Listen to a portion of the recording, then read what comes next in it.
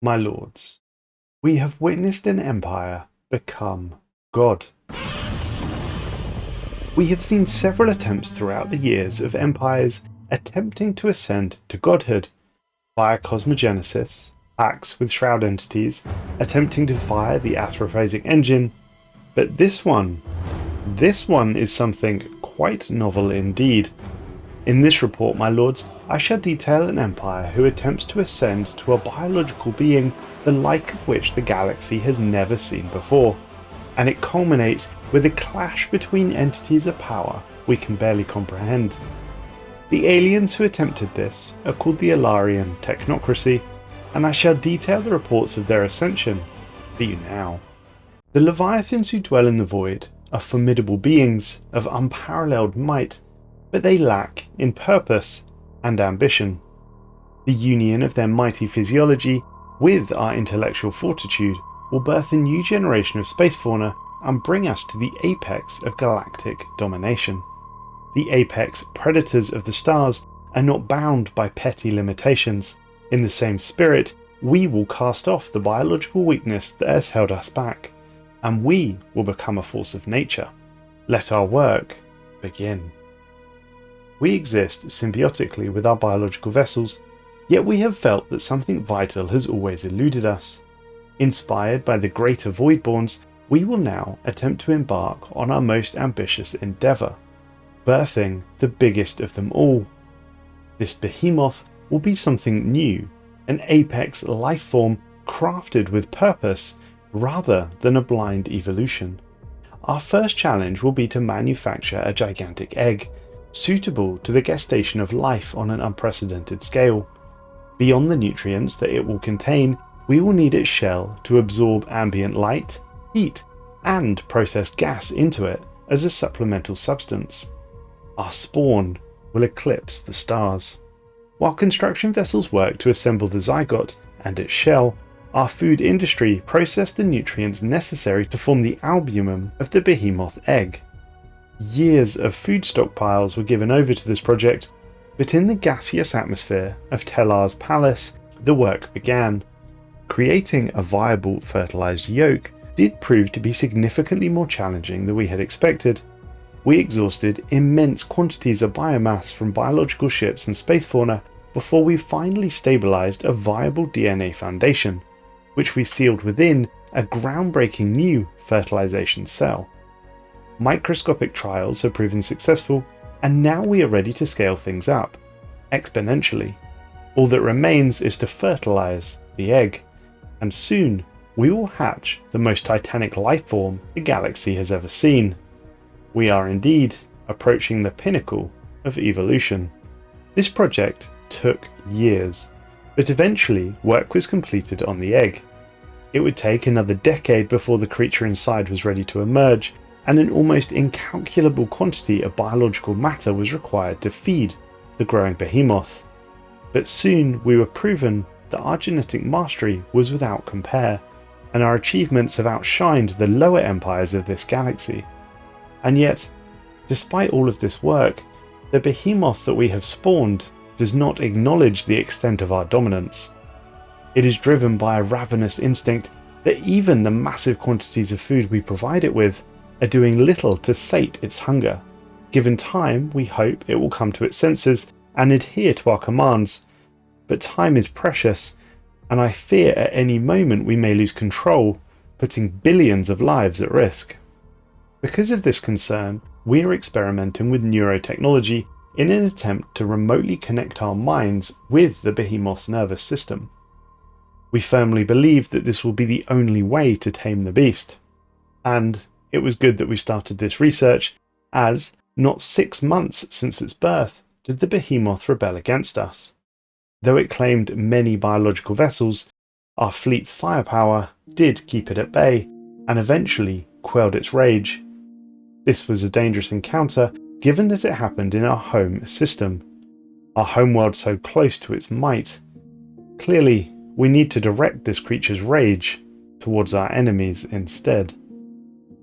At this point, we had one central goal: to grow our behemoth in size, and to do this, it required biomass. We had 3 options: attack another civilization and consume their population, feed it our own bioships, or hunt space leviathans and fauna. We initially opted with the latter. Amor Avello, home to countless space amoeba, was nearby, and that would make a fine snack for our baby behemoth, and thus we directed the creature towards Amor Avello. However, en route, the unthinkable occurred. Yet again the behemoth raged, only this time our bioships were not there to quell it. Instead, in the Whitsun system, it found a lush tropical world, with a pre-FTL lizard species upon it. The behemoth fell on this planet, consuming the biomass of the world entirely. Every plant and every animal was consumed. Of course, this was not at all our intention, but it did at least fuel the beast's growth. More or less around the same time, we gained new insight into the mind meld technology. Our cutting-edge neurotech has finally discerned a way to overcome the communication barrier between us and our formidable spawn. However, nothing short of linking our minds with the beast will work, and furthermore, not just one individual mind, but the collective mental weight of our entire species. Should we proceed too fast, there is a risk of overloading the behemoth's nervous system. Extreme caution is recommended, and I would highlight the example of the Hive Fallen Empire, who experienced and failed at this step. Clearly, biological perfection comes at a high price. While theory of a mental link to the behemoth has been drafted, the logistical implications are daunting. We will have to plan for our capital to house the main connection hub, and this will allow us to process the population as we merge them with the beast. Additionally, recent scientific advances may soon enable us to augment our creations further through a singular experimental mutation project. The consumption of the primitive world and Amor Avello, the space amoeba home system, had provided enough biomass for our behemoth to reach its next growth stage. But for this to happen, it would need to re-enter a cocoon where it would take another decade of growth before emerging once again. And once more, this would take another full decade. Despite these challenges, the behemoth re-emerged, larger, fiercer, and hungrier. This creature now prowls the void in search of more sustenance. It is the pride of the pack and will bring untold destruction upon all who dare to cross its path.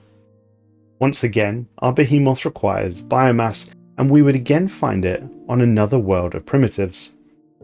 Our behemoth descended down onto the unsuspected planet of Gillis II and devoured them all. This would give it enough biomass to enter its next growth cycle and finally become a Class 3 behemoth, the mightiest being our galaxy has ever witnessed. At this point, two clear objectives remained. We had to complete the research into mutations, allowing us to adapt and equip our behemoth with genetic weapons and defenses to allow it to better attack and defend itself, and we had to complete the Mind Meld project. The behemoth's consciousness was far more vast and complex than we anticipated, and our minds, while superior to most, were never designed to be housed in such a body. We have begun the process of connecting our minds to the behemoth. It is a tenuous link at first that will soon become a torrent, a flood that we hope will soothe the behemoth's raging fury. To complete the mind meld, we brought the behemoth back to our homeworld, and the link began. Our mind to the behemoth's mind to ours. Its rage became our own. We were willingly consumed, and as the beast gorged itself on our collective consciousness, we felt its fury. It became us, and we would become the beast. It worked.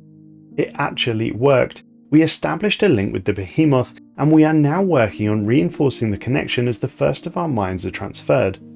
The beast remains placid, welcoming us to a space beyond space that was ours all along. Through it, we can feel the spirit of every other beast under our control, and our entire population now experiences the magnitude of the behemoth somewhere deep at the back of their minds. There can be no mistaking that we are now the deadliest and most unstoppable force in the galaxy.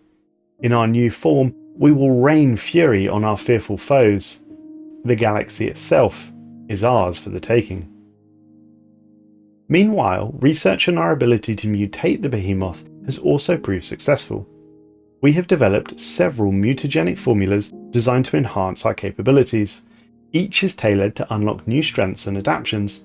However, their immense physiology can only withstand a single injection, and any attempt to combine multiple formulas will result in a catastrophic cellular failure. The line between evolution and annihilation is razor thin, and thus we must choose our enhancements wisely. While all this was going on, the mind meld continues, and eventually enough of our population were transferred, and we were able to take direct control over the Behemoth and its flesh. The beast continues to grow. Its genetic potential is largely dormant, unlocked only through a steady supply of mines and nutrients. A primal rage now courses through us, and our bloodlust will know no bounds. We must consume, we must devour, and we will gorge ourselves on the galaxy. Let us cast off the bonds of civilization, like so much shed skin. All that matters to us now is our life among the stars. We are too big to fail. Despite our perceived power, it appears that our ascension will not go unchallenged. We have sensed an incalculable mass in the Afari system. It is a void spawn, an ancient monstrosity whose presence dwarfs even the mightiest constructs of mortal ambition. Its unearthly form defies conventional understanding, casting the galaxy into a grim twilight as if the stars themselves fear its passage. The Voidspawn's intent is as clear as its trajectory. It comes for us, our behemoth body and the collective mind that dared to transcend flesh to claim dominion over the void. This is no mere confrontation of material power. It is a test of what we have become, and there is no doubt that if we were to fight now, we will die. We must evade it for now and keep growing in strength until our fangs grow sharp enough to pierce the unpierceable. As we continue to consume, something stirs within us. The hunger within is not mindless, but adaptive. New growths slither into existence, pulsing with potential. Over the following decades, we have adapted. We mutated, gaining a wonderful array of new traits. These include such adaptations as the ability to jump from system to system, opposed to using the regular hyperlane network. We have also gained the ability to cloak, to shoot faster and more powerful plasma, and become more agile. Our final mutation, however, will make the galaxy tremble. We can now unleash a catastrophic wave of cryoclastic and pyroclastic fury, powerful enough to tear reality asunder. In short, we will wield a weapon that will scorch the galaxy itself. But our dominion does not end with destruction. We feel the behemoth's every sinew, its every pulse, each titanic muscle bending to our will as if it were our own flesh. With a mere thought, we command its vast form, its limbs, its maw, the titanic void-born heart that beats with our intent. This is no mere vessel. We are the behemoth now. We have done what the fallen hive could not achieve. We have become death, the destroyer of worlds. There is but one final battle, a clash of titans, a boxing match that will echo in eternity. The Elder Voidspawn has crossed into our territory. This ancient entity is rumoured to be immortal and invincible. Its eyes shimmer with alien intellect, and its movements ripple with the weight of eons. Our people are overwhelmed with its fragmented signals. Chaos, distortion, and the deepest cosmic fear reverberates within us. For us to prevail against such a beast is unthinkable, and yet, we may halt its rampage. Our behemoth and accompanying fleets are en route. We shall slay this beast. As we move towards the Voidspawn, it courses through us, searing, tearing, burning, a rage, a primal roar. The galaxy will burn in the flames of our fury. The battle has begun. Our fleets engaged the Voidspawn and kept it occupied until the behemoth could close distance. Its great maw spat orange beams of energy, melting the Voidspawn's armour, causing it to jerk in pain. The Voidspawn responded with waves of living missiles flying out of its great maw, tracking our biological ships and tearing them apart. Despite the untold destruction the Voidspawn could create, it was no match for our mighty Behemoth. The Behemoth closed its jaws around the beast, the same jaws that can consume planets, and ripped the Voidworm apart. In the end, the rumoured invincibility of the Elder Voidspawn turned out to be yet another myth, dispelled by the might of our fleets. With this ancient threat now dealt with, there can be no doubt for who rules this galaxy. Though the Voidspawn has perished, its body thrums with residual energy. Ancient and potent, to us it is a nourishing banquet of raw potential. The sinews and marrow of the beast shall be consumed, its alien essence intertwined with our own. Its power immense is now ours to wield. The feast has just begun. The last obstacles have now been swept aside. The pretenders, the challengers, the desperate thrashing of the lesser beings, all have been silenced.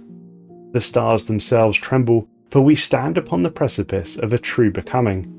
We are no longer bound by the fragile forms of our ancestors. Planets are cages, empires fleeting. The illusion of individuality soon dissolves into the vast, perfect unity of the Behemoth. Mind and horror, intellect and hunger are one. The transference is almost over. When it is done, we shall no longer merely exist. We shall thrive. Days later, the merging was complete. We are no longer what we once were, no longer bound by the limits of lesser creatures. We are thought and hunger intertwined, a vast will stretching across the void. The galaxy lies beneath us, fragile and fleeting, but we are beyond mere dominion. We are free. Free to linger, free to depart, free to hunt. Those so-called hunters will learn true fear. We have ascended beyond mortal form. Now we are the god of this galaxy.